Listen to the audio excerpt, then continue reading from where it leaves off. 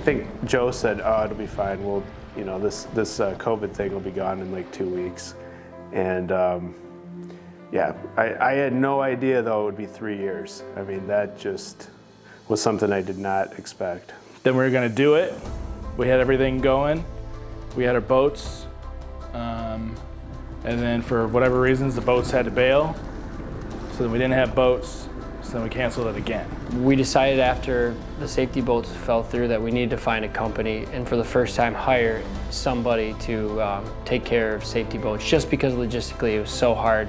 It's the furthest one away, and yeah, this was a tough one to plan.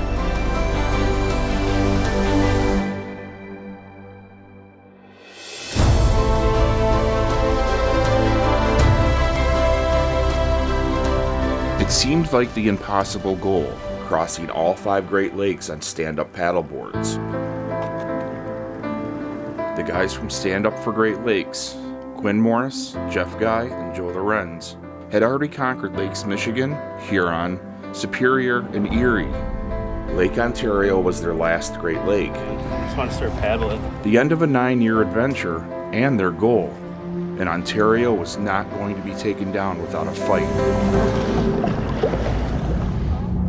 When we were probably 45 minutes outside of Toronto, we thought our brakes were going bad because the car started smelling like your brakes were rubbing, but it was the smoke.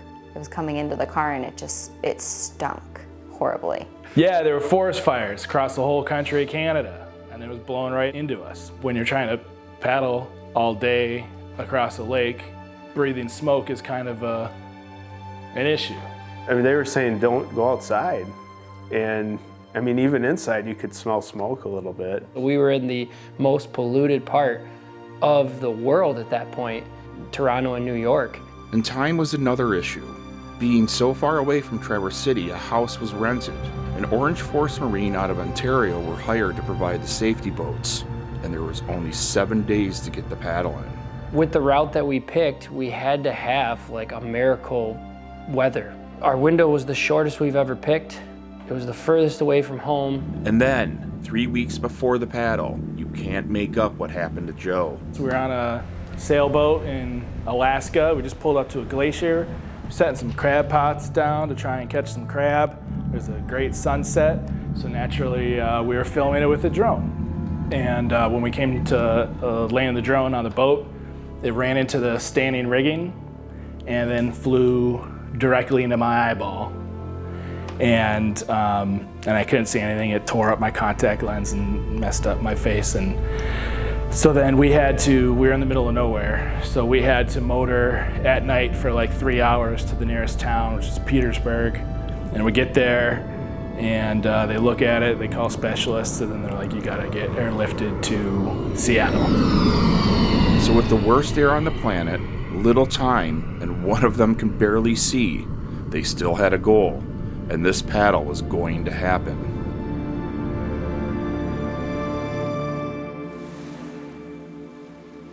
Lake Ontario in the recent years are facing a very serious problem of the coastal flooding. The main goal of Stand Up for Great Lakes is to raise awareness of the issues and the problems happening around our freshwater seas. Then, raising money for groups that are actually doing something about it. This paddle was for the Cooperative Institute for Great Lakes Research, or SIGLR. Lately, Lake Ontario has had major problems with coastal flooding. SIGLR's research could help millions. So our main goal in the project on Lake Ontario is to improve the coastal flooding models. So right now we have models for water levels, wave heights, water velocities, but the models only go to the shoreline. So we don't actually have any information about what's going on in harbors or some bays, and especially just past the shoreline where you would care about storm surge or wave run up going onto the shore and flooding, houses, hurting businesses, causing problems. Our project aims to develop the next generation water level forecasting and also the coastal flooding forecasting in 1 week or 3 days ahead. So the coastal community could be prepared. You can't stop the flood from coming, but if we can give you some time ahead of time to like understand what's going to happen, you might be able to prepare. Sometimes, time is the most important commodity there is. And Sigler is working to give the people who live around Lake Ontario just that, time.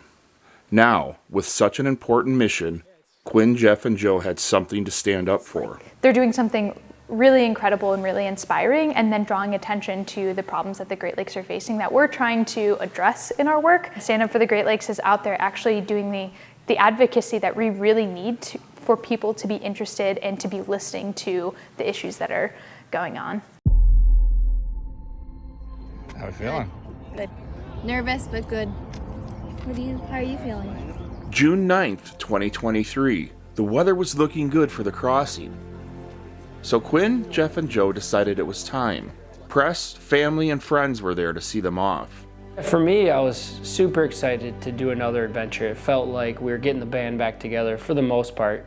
I trained the most for this paddle than I ever had, just because I wanted to be ready. I mean, yeah, pulling up and seeing friends and family to kind of scoot you off was amazing. An Orange Force Marine making sure the crossing is safe.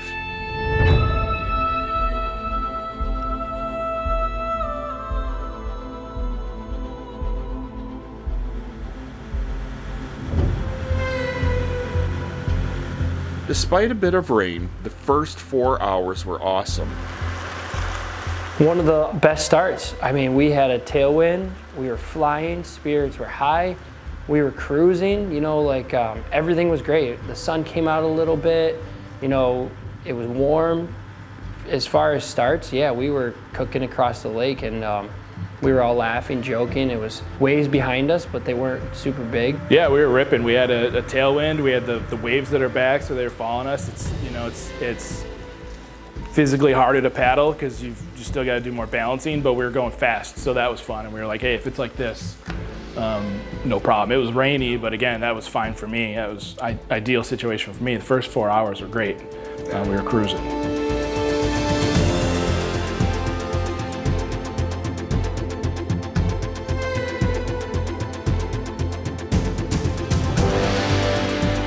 Going great. Aside from the rain that the guys are paddling through and toughing through, the sea state's died down a little bit, and winds are turning favorable here as well. You know, we're about 6 miles down on the track, about a quarter of the way across the lake. Guys are looking like they're doing strong, and crews are holding up, keeping everybody safe. One of the special things about these paddles is they give them a chance to reflect on life. A lot has happened in 9 years. Thinking of my daughter, man. I wish she was a little older so she could kind of grasp what's happening, but I think in the future she'll look at this stuff and be like, wow, cool. She'll be proud of me, I'm hoping. But try not to get emotional and start crying. In 2014, they were all single dudes in their 20s. Now, all are married. 3 kids have been born and careers started. And that means now there's more to worry about other than themselves. And like these paddles over the years, change is a constant. And you never take a Great Lake for granted. But just like life changes, so did Lake Ontario. It was amazing the first, like you said, 3 or 4 hours. And then it started slowly to shift.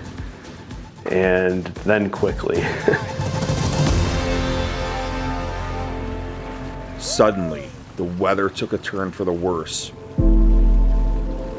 We're feeling this wind kind of helping us almost off your back, right shoulder. And then you start to feel it more from the side, and then you start to feel it more coming at you from the side. And then it starts building, and then these little waves that were kind of helping push you, that were maybe half a foot, start to become 1 foot, 1.5, 2, 2.5, 3, sometimes 4. And when those are coming from the side, that is not very fun. And we knew we were going to have the wind switching, but what it showed that all the forecasts and even our meteorologist that was, helping us out, he even thought that, we're going to hit a little bit of side chop. It's nothing huge. And then about the time that 2, 3 o'clock in the afternoon, it was supposed to die and be almost zero. And then it was supposed to switch and give us a nice tailwind on the way back, which that's what, when we talk about the route, you know, we were going to go up there and back.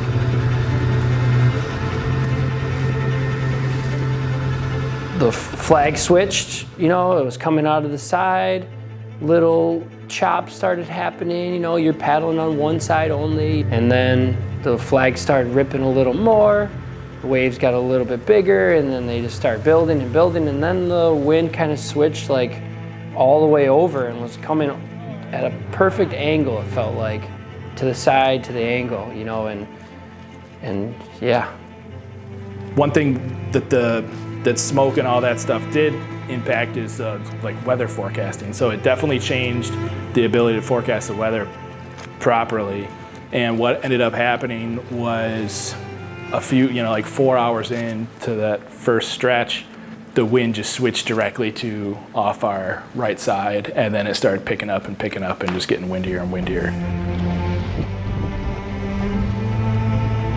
So the waves were big, which you can paddle in waves, but the big problem was that it was so much wind from our right side, my paddle strokes were going all the way out. I was just doing full like half circles just to try and track somewhat straight. So A, that slows you down, and B, it just uses a ton of energy.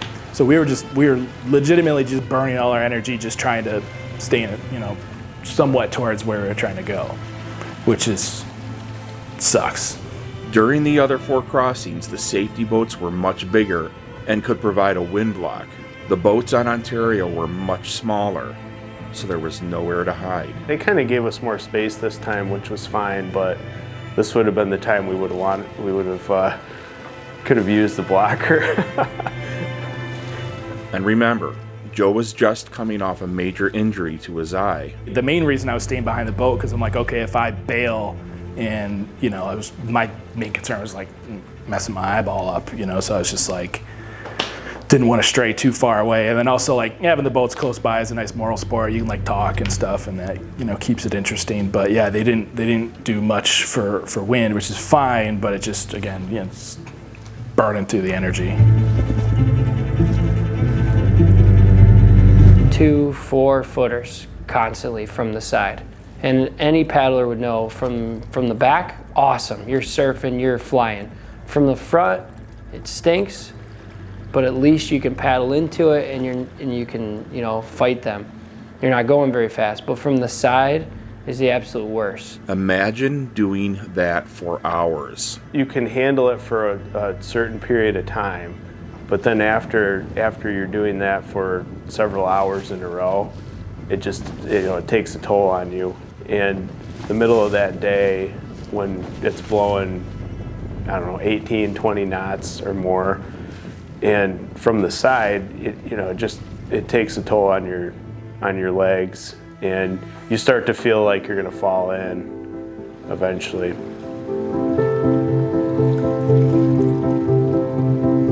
To not fall in, sometimes they have to go to their knees. Kwin has never went to his knees on any crossing except for on breaks.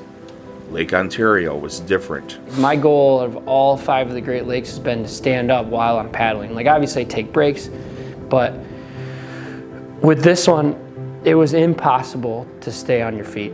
It was like huge waves, like knocking your board over, and it would push you in the wrong direction. So you're fighting one side the whole time just to stay there, and then another big one. But paddling on your knees presents another problem. And the problem is when you kneel that long, you can't stand up after a while. Everything falls asleep, your joints start hurting, you're trying to get comfortable.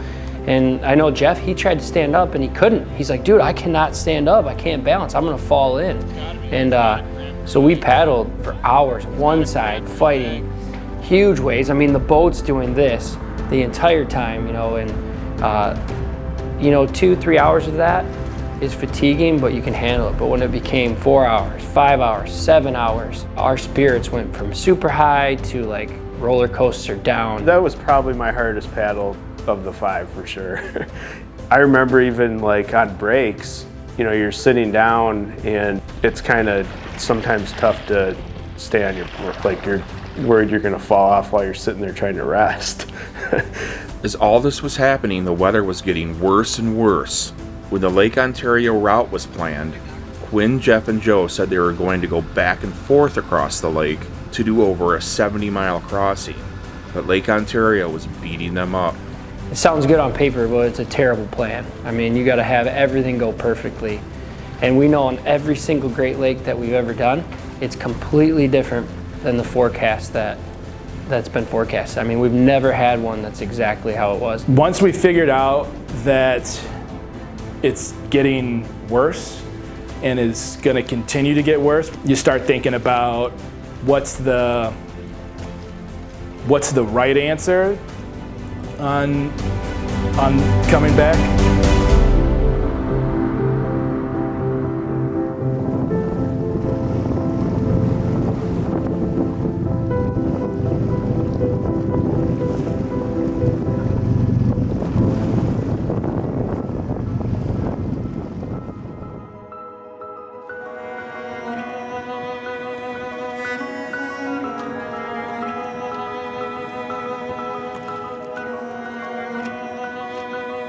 What was the right answer? That was a question only Kwin, Jeff, and Joe could decide. Meanwhile, their families on shore could start to see the changes on the lake. The house that we were staying in was right on Lake Ontario, essentially. And so we went for a couple of walks, and you could feel the wind. You could see the chop. We knew what was going on out there. We were just trying to be oblivious to it. Looking at the weather, it was not going to improve. If anything, it was going to continue to be worse. What are the situations? Okay, if we go and only one person wants to go back, is that something that we do? Or if two people want to go back but one person doesn't, what do we do? So we started like thinking about all those different like situations. And for me, I was thinking, what are the conditions that I'm gonna need to be comfortable with my decision to come back? That's what I'm starting to think about. Definitely a bittersweet. I mean, how many times in your life do you try to paddle across the Great Lake, you know? 5 times. Because there's 5 of them. Technically, in about 5 miles, we have successfully crossed them all.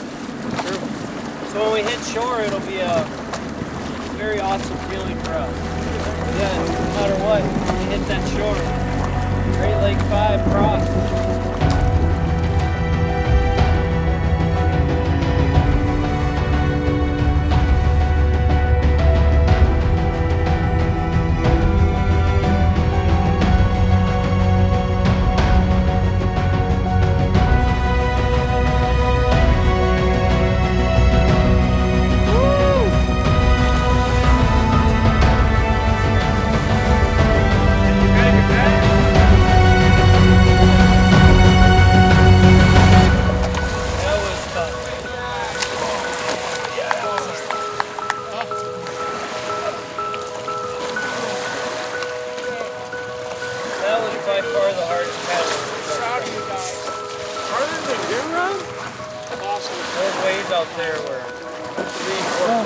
Holy smokes.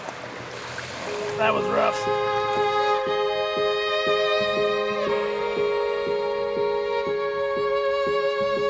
They did it. All 5 Great Lakes crossed on stand-up paddleboards, unassisted. Lake Ontario was 36 miles of the hardest paddling you can imagine. Now, Kwin, Jeff, and Joe had a tough decision to make. The sun was starting to set, and honestly, what else was there left to prove? He was really defeated. I could just tell. I mean, I know when Kwin's defeated, his voice changes a little bit. It's a little raspy. I knew his heart wanted to keep going, but from Lake Michigan to now, a lot of his priorities have changed, and he is a team player, so he knew exactly what needed to be done, even though his heart was telling him to keep going. And because priorities have changed in all their lives, careers, marriages, homes, and most importantly, new lives to take care of, the right decision was made, and they decided not to go back. But Kwin Morris, Jeff Guy, and Joe Lorenz accomplished their goal. And they did stand-up paddleboard across all 5 Great Lakes. We were just 3 fairly normal dudes that decided we wanted to do something. Not pro athletes, we just decided to do it and did it. I hope that people look at it and maybe they think we thought of an idea and we actually did it. And then it grew into a bigger idea and we did that. And besides just doing it, completing it physically, hopefully we made a difference. Hopefully we raised a lot of awareness.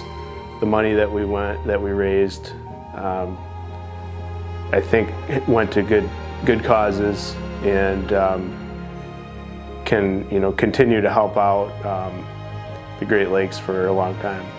I really hope that our kids, specifically, I hope that they learn that they can do hard things. You're gonna always have roadblocks thrown at you, but just navigate through those. Lean on the people around you to get through them. And don't let what other people say keep you from doing things. Like they were told by countless people, that's stupid, you guys can't do that. Why would you do that? And they did it, I just hope that, they look to him and Joe and Jeff for inspiration to just do what you want to do in life and never give up. Yeah, nobody could take it away. We crossed all 5 Great Lakes. Mission accomplished.